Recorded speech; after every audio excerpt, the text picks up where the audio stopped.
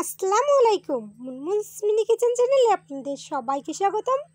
আজকে আমি আপনাদের মাঝে শেয়ার করব খুব মজাদার একটা রেসিপি, কুরবানি ঈদ স্পেশাল গরুর ভুঁড়ি অথবা বট রান্নার রেসিপি। খুব সহজে কীভাবে রান্না করবেন সেটাই আজকে আমি আপনাদের মাঝে শেয়ার করব। এখানে আমি কিছু গরুর ভুঁড়ি ভালোভাবে পরিষ্কার করে ছোটো ছোটো টুকরো করে নিয়েছি। এগুলোকে অনেকে ভুঁড়ি অথবা বট যে যেটা বলে থাকেন, আমি ভুঁড়ি বললাম। এবার এগুলোকে রান্না করে দেখাবো। চুলে একটা প্যান বসিয়ে পরিমাণ মতো তেল দিয়ে নেব।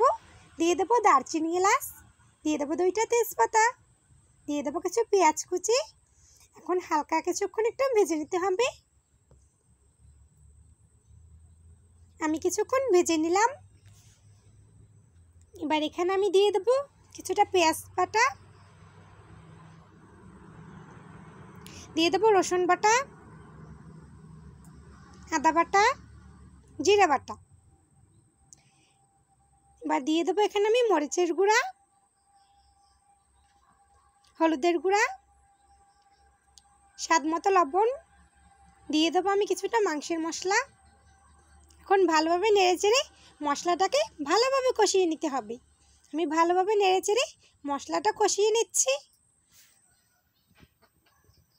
আমার মশলাটা কষিয়ে নেওয়া প্রায় হয়ে গেছে।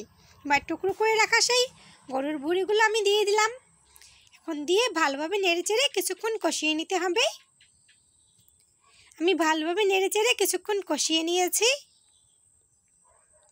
এবার এখানে আমি পানি দিয়ে নেব। আমি আমার পরিমাণ মতো পানি দিয়ে নিলাম, আপনারা আপনাদের পরিমাণ মতো পানি দিয়ে নেবেন। এখন ভালোভাবে একটু নেড়ে দিচ্ছি। এবার একটা ঢাকনা দিয়ে ঢেকে ভালোভাবে সিদ্ধ হওয়া পর্যন্ত অপেক্ষা করব। ফিরে আসলাম কিছুক্ষণ পর। আমার গরুর ভুঁড়িটা রান্না করে নেওয়া হয়ে গেছে। এবার এটাকে আমি একটা প্লেটে পরিবেশন করে নেব। আমি একটা প্লেটে পরিবেশন করে নিলাম। খুব সহজে রান্না করে নিলাম কুরবানি ঈদের স্পেশাল গরুর ভুঁড়ি অথবা বট। আমার ভিডিওটি ভালো লাগলে লাইক, কমেন্ট, শেয়ার করবেন। আমার চ্যানেল নতুন হয়ে থাকলে আমার চ্যানেলটি সাবস্ক্রাইব করে পাশেই থাকবেন। এতক্ষণ আমার সঙ্গে থাকার জন্য আপনাদের সবাইকে অসংখ্য ধন্যবাদ।